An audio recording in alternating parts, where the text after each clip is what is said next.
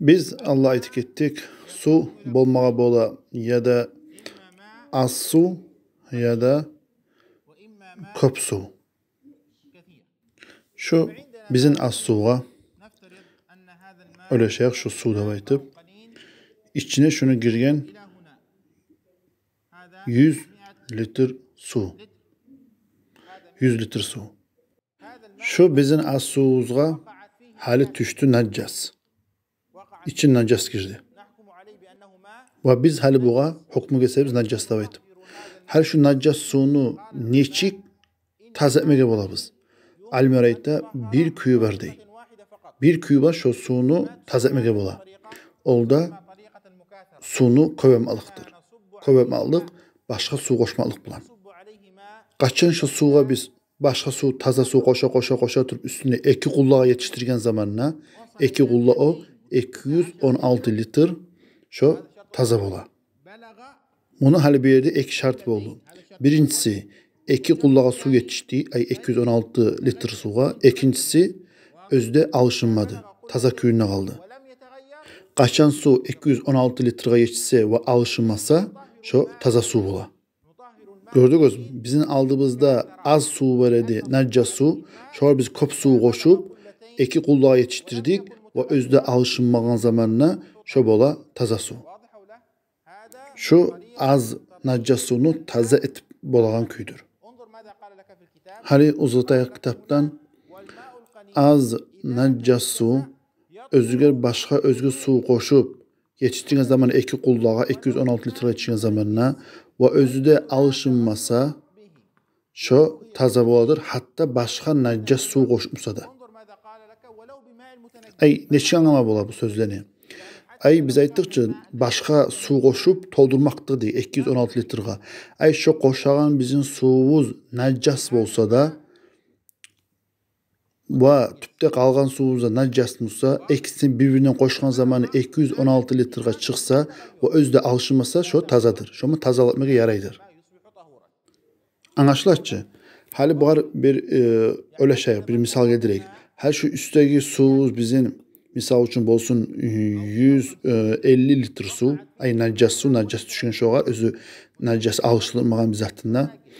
Tüpte kalgan suumuzda bizim 100 litr su. Bu da najas, özü najas alıştırmagan. Tüsün tatlığın iyisin. İkisinden koşkan zamanını 250 litr su oldu.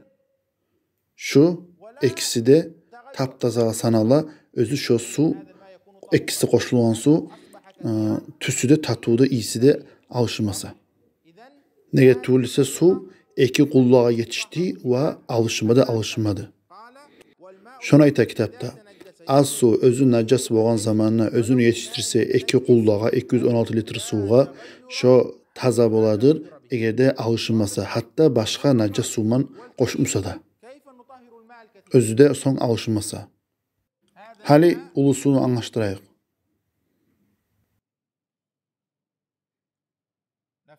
Öyle şey şunu içinde 300 litr su var dep.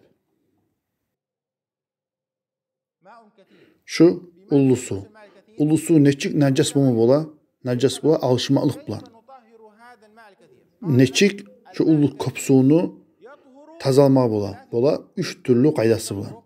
3 türlü köyüne şunu tazalma bola. Birinci köyü eğer de taysa sonu alışınmalığı özünden. Ay şu kop najas sunu koygansa biri de özü yel üfürüp ya da gün kızdırmalık bulan özünün tatlığı ya da iyisi ya da tüsü özlüğünden tayakalan. Şu zamanla şu su taza bola. Nege taza bola? Nege tuğrese biz bu kadar neçik hukmu kesken edik. Najas da baytıp alışıngan sayalga. Özüne alışınmalık taygan zamanı biz oğar hukmu kestik taza da baytıp. Onun için sebebini artından hukmu da aylanıp dura. Kaçan sebep olsa şu an artından hukmu da gele.